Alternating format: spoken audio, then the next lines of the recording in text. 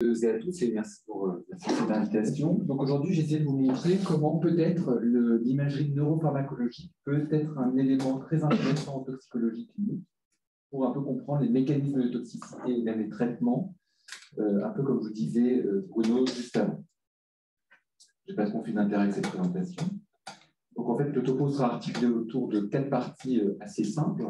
Une introduction simplement peut-être pour voir les écueils aujourd'hui que l'on peut avoir avec des techniques habituelles. Ensuite, j'essaierai de vous initier, pour ceux qui ne connaissent pas, à l'imagerie PET.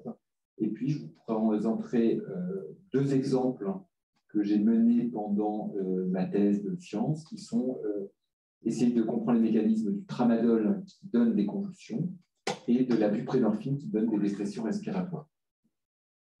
Alors tout d'abord, en introduction, je pense qu'il y a quelques analystes ici peut-être, et je ne veux pas du tout les mettre à dos, mais c'est vrai qu'il y a certains écueils dans la pharmacocinétique telle qu'on la voit aujourd'hui, parce qu'on a à la fois de l'in vivo, notamment pour les concentrations répétées, et puis finalement on a de l'ex vivo, notamment pour tout ce qui est volume de distribution, et aujourd'hui tout ne tient pas dans une même démarche scientifique.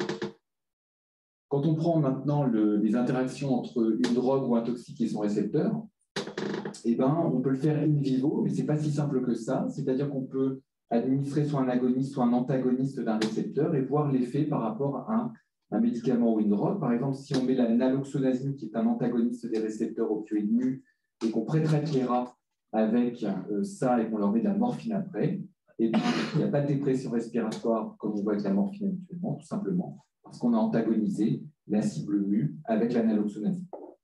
Le deuxième élément, c'est de le faire ex vivo. Alors, il y a certains éléments, notamment de culture cellulaire, où on peut mettre et exprimer des récepteurs. Et puis, il y a l'autoradiographie qui permet de marquer avec des marqueurs radioactifs, spécifiquement les récepteurs, mais c'est ex vivo et ça n'est pas dynamique. Donc, la question, c'est est-ce que finalement, on peut obtenir un certain nombre de ces paramètres in vivo de manière dynamique et puis en un seul examen? Et peut-être que la tomographie à émission de positrons peut peut-être répondre à cette démarche.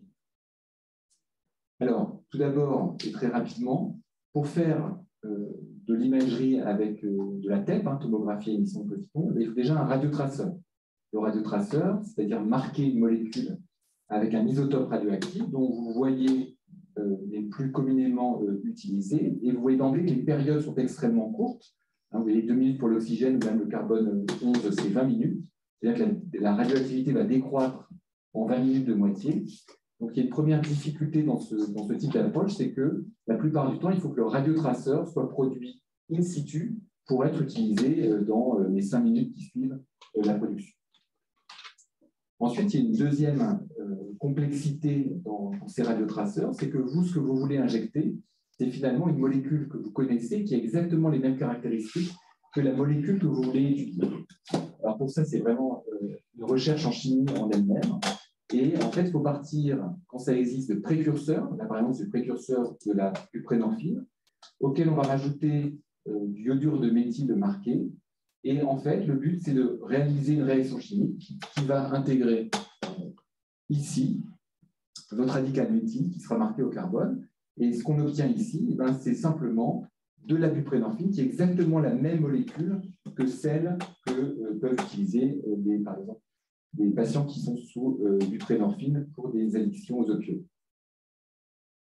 Une fois que tout ça s'est passé, vous allez injecter dans un organisme vivant. Donc là, c'est un humain, mais on peut le faire aussi chez l'animal. Et en fait, vous avez 2 types d'acquisitions. Vous allez avoir des acquisitions qui sont statiques. C'est ce que l'on connaît très bien en oncologie avec les TEP. C'est-à-dire qu'on injecte, par exemple, du FDG, qui est du glucose marqué. On va attendre 1 heure et on va avoir la captation par la tumeur de la radioactivité. Peut-être plus intéressant en termes de recherche, c'est de faire des acquisitions cette fois-ci qui sont dynamiques, c'est-à-dire qu'on injecte le radiotraceur et on va enregistrer pendant une période que l'on définit à l'avance pour avoir l'ensemble de la radioactivité au cours du temps. Ensuite, très schématiquement, ce n'est pas du tout ma spécialité, la physique nucléaire, mais en tout cas, quand le radiotraceur est injecté, il va y avoir une émission de radioactivité sous forme d'un positron qui va rencontrer un électron de l'organisme. Il franchit quelques millimètres, il rencontre à ce moment-là l'électron. Et à ce moment-là, le phénomène qui va permettre d'obtenir les images tech, c'est la rencontre de ces deux positrons-électrons qui vont s'annihiler, hein, c'est le terme utilisé, à 180 degrés, hein, et être captés par ce qu'on appelle la couronne de cristaux de la caméra TEP, et ce qui va permettre en fait de détecter un événement. Et c'est cet événement-là que vous allez retrouver dans les résultats images de votre TEP. Alors, bien sûr, il y a une modélisation extrêmement importante, hein, qui est nécessaire pour être sûr qu'un événement est bien un événement, que l'angle de 180 degrés soit bien respecté. Et puis, il y a un élément important aussi, c'est que c'est important de coupler ces images à des données anatomiques, alors un peu statiques, hein, comme le scanner, par exemple, mais aujourd'hui, l'IRM se développe et on peut faire des mix IRM fonctionnels et imagerie tech. Et en fait, si on se place dans une acquisition dynamique, eh ben, on va obtenir une image en 4 dimensions, c'est-à-dire 3 dimensions de l'espace et puis le temps. Ensuite, pour analyser, alors il y a ce qu'on appelle de la reconstruction, c'est-à-dire qu'il va falloir faire en sorte que vous puissiez comparer soit vos cerveaux, par exemple là, en neuroimagerie humain, soit vos cerveaux d'animaux. Et donc, il va falloir faire en sorte que tous les cerveaux se ressemblent. Alors, c'est des modélisations qui sont faites avec les logiciels comme PMOD. Donc, il faut être très rigoureux pour éviter de raconter n'importe quoi, mais c'est le seul moyen de pouvoir comparer différents animaux les uns avec les autres. Et finalement, vous allez pouvoir obtenir pour chaque animal, avec une acquisition dynamique, la radioactivité au sein d'une région, soit, donc région, c'est région d'intérêt, c'est les ROI, soit au sein d'un volume, et vous allez pouvoir obtenir donc, ces courbes. Vous voyez, là, c'est l'injection, et puis ensuite, il y a une décroissance assez rapide de la radioactivité sur ces courbes de temps-activité.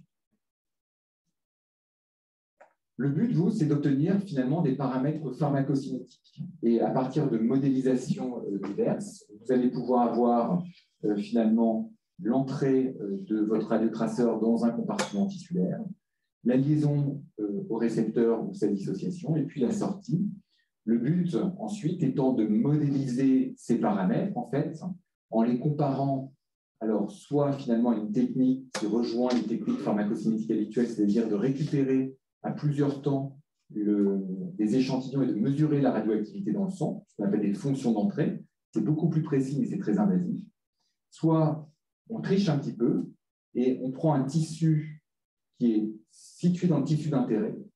On le verra tout à l'heure avec, par exemple, le cervelet pour la buprenorphine.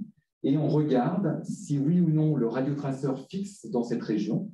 Et s'il ne fixe pas, on considère que le sang ne fait que passer avec sa radioactivité et qu'on peut s'en servir pour modéliser les paramètres pharmacocinétiques. On peut par exemple obtenir, et je vous ai mis cela parce que c'est ceux qu'on a particulièrement étudiés, la densité de récepteurs ou l'affinité pour un récepteur que le radiotraceur a pour ce récepteur, soit directement et de manière assez précise avec les fonctions d'entrée, soit on l'évalue avec des ratios lorsqu'on utilise une région de référence. Maintenant, je vais parler de deux situations qui sont des situations des vraies problématiques en toxicologie. Donc, les convulsions au tramadol, pour commencer. Vous savez peut-être que le tramadol donne beaucoup plus de convulsions que les autres opioïdes. Il donne peu de dépression respiratoire parce qu'en fait, c'est un agoniste faible des récepteurs opioïdes. Mais en revanche, il donne 30% à peu près de convulsions au cours des intoxications. Alors, il y a plusieurs hypothèses qui ont été mises sur le marché, notamment une hypothèse sérotoninergique, puisque c'est un inhibiteur de la recation de la sérotonine. Néanmoins, cette piste aujourd'hui est plutôt éliminée. Et l'hypothèse plutôt actuelle, ce serait que ce soit plutôt un mécanisme GABAergique, donc, qui impliquerait notamment le récepteur des benzodiazépines. Donc simplement, comment on est parti sur ce projet? Donc, il y avait déjà au laboratoire, dans l'équipe de Bruno, un modèle de rats qui convulsaient avec le tramadol. Là, vous voyez, c'était des rats qui ont injecté des doses croissantes de tramadol par voie intrapéritonéale. Et à partir de 45 mg/kg, il y avait des convulsions qui étaient mesurées à la fois en EEG et cliniquement. Et puis, plus vous augmentiez la dose, plus vous aviez d'événements de convulsions. Ensuite, je vous ai dit, il y a peu d'arguments à dire aujourd'hui pour dire qu'il y a d'autres voies que celle qui est GABAergique. Alors, tout simplement parce qu'il y a d'autres travaux que celui-ci, mais dans ce travail-là, on voit bien que quand on traite par de la naloxone ou de la cyproheptadine. Donc la naloxone, c'est pour le système opioïde, et la cyproheptadine, c'est pour le système sérotoninergique, et ben, vous n'avez pas de réversion des convulsions, alors que le diazépam le fait, mais vous savez aussi très bien que le diazépam, c'est un médicament qu'on met dans toutes les convulsions. Donc la première question, c'était de savoir si c'était spécifique ou pas, ça avait un mécanisme spécifique des benzodiazépines pour prévenir ces convulsions. Alors pour ça, on a pris un radiotraceur qui est le C11-flumazénil. Donc le flumazénil, c'est ce qu'on utilise en pratique clinique pour réverser les effets des benzodiazépines. Ça se lie, c'est un antagoniste des récepteurs des benzodiazépines, des récepteurs GABA-A. Il avait comme avantage, ce flumazénil, d'avoir une région de référence pour la modélisation qui était au niveau du pont. Alors, qu'est-ce qu'on a fait finalement? On a injecté tout d'abord une dose de tramadol à 75 mg/kg, donc convulsivante. Et puis, ensuite, on a injecté à 15 minutes, ce qui correspondait au pic des effets des convulsions. On a ajouté notre C11 flumazénil. Ce qu'on a montré sur cette première manie, c'était que finalement, lorsque vous injectiez du tramadol et puis ensuite le C11 flumazénil, eh ben, il y avait une diminution, une modification en tout cas, du BPND, qui je vous rappelle est Bmax sur KD. Et donc, il y avait une vraie modification par le tramadol de la fixation du C11 flumazénil. La deuxième question, c'était de savoir, est-ce que c'est un mécanisme dose-dépendant?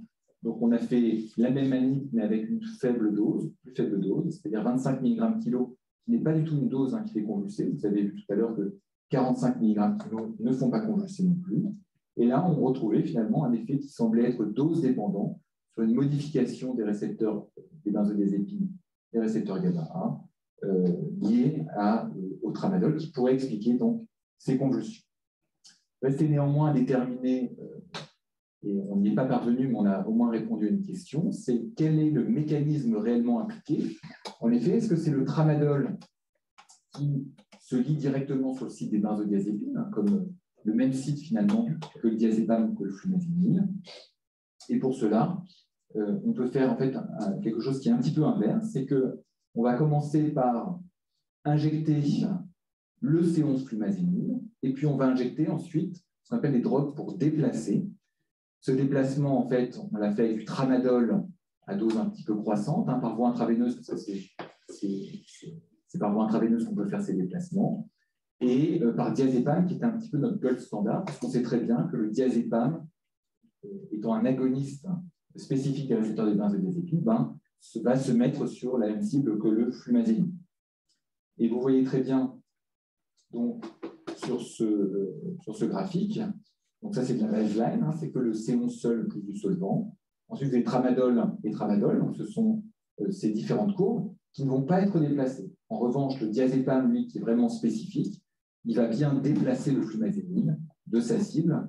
Et on peut donc dire, à partir de ces différentes expériences, c'est qu'il existe probablement une interaction entre le tramadol et le récepteur des benzodiazépines. En plus, il y a des études in vitro qui le suggèrent fortement.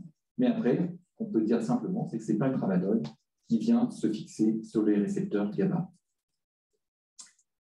Deuxième exemple, c'est la buprénorphine.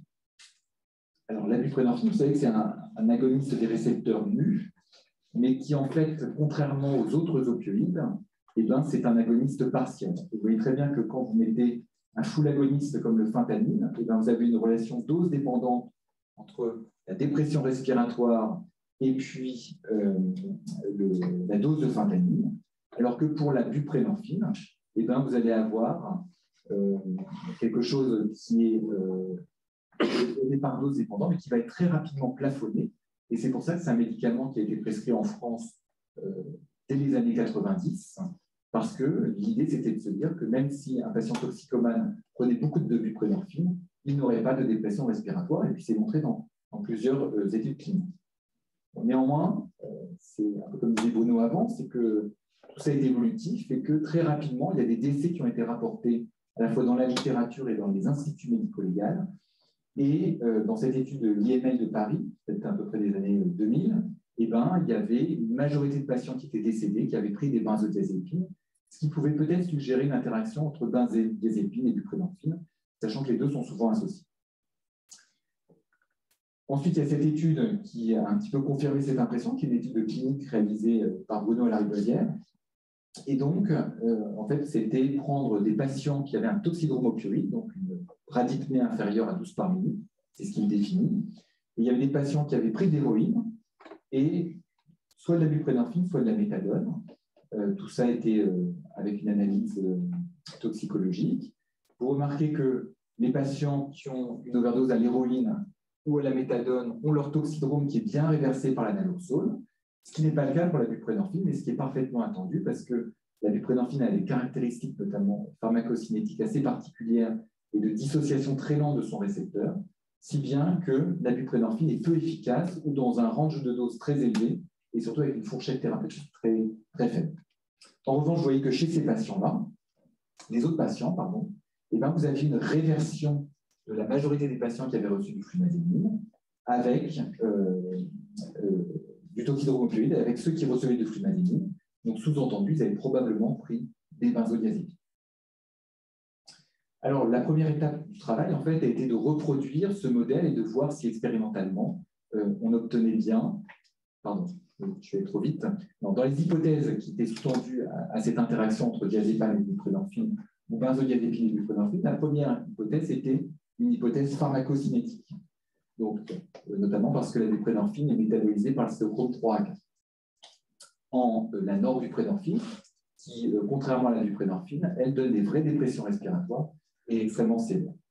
Ce qui est amusant, c'est que lorsqu'on induit avec la dexaméthasone le cytochrome 3 à 4, et on obtient une augmentation des concentrations de norbuprenorphine, mais aucun effet respiratoire.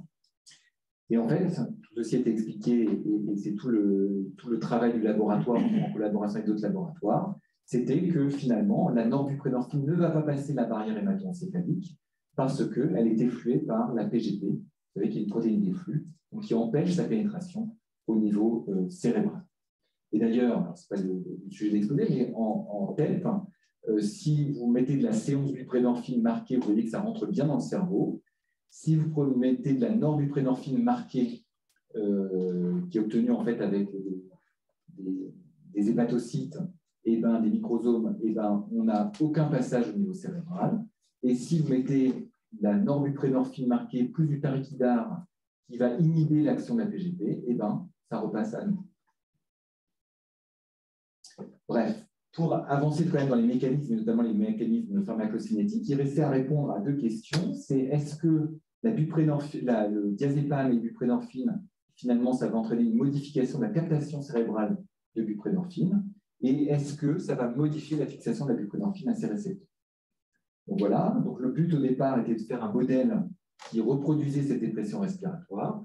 Alors, à la fois, lorsqu'on mettait benzodiazépine, buprenorphine seul, il n'y avait pas de dépression respiratoire. Vous voyez, le pH ne bouge pas, ni le volume minute en plethysmographie.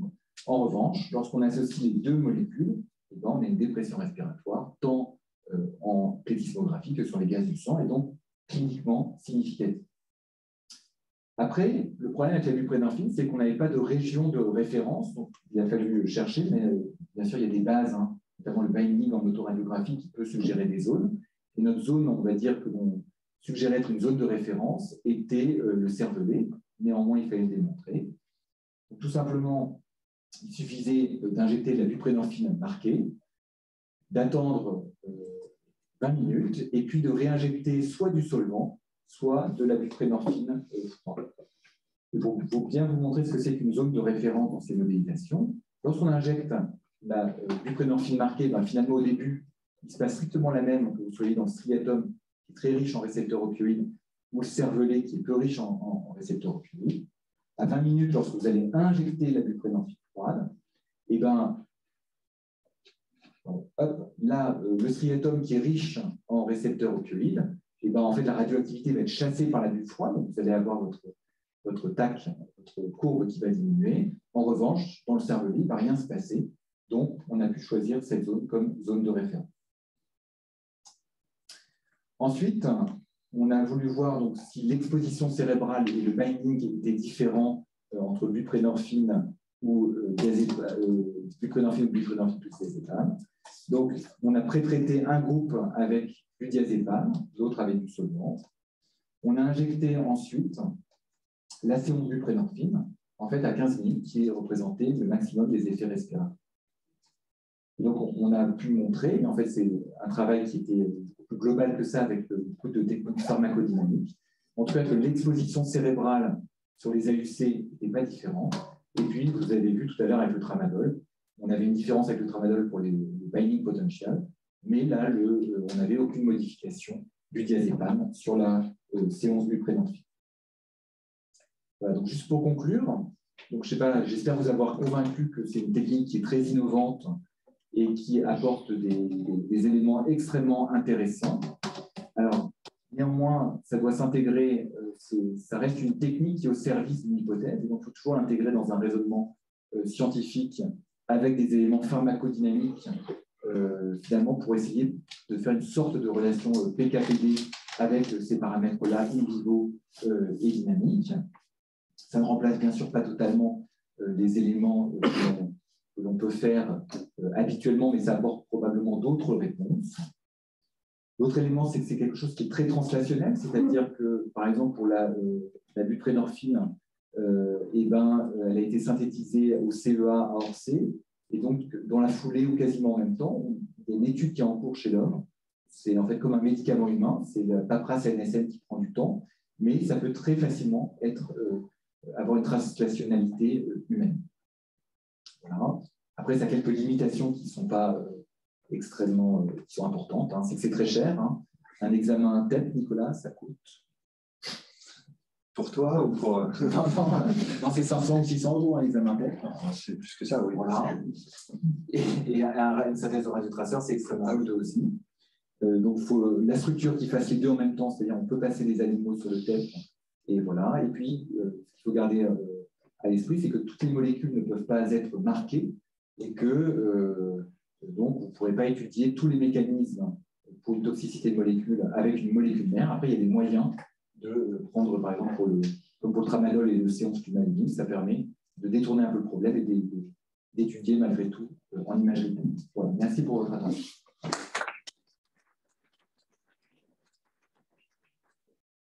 Merci beaucoup.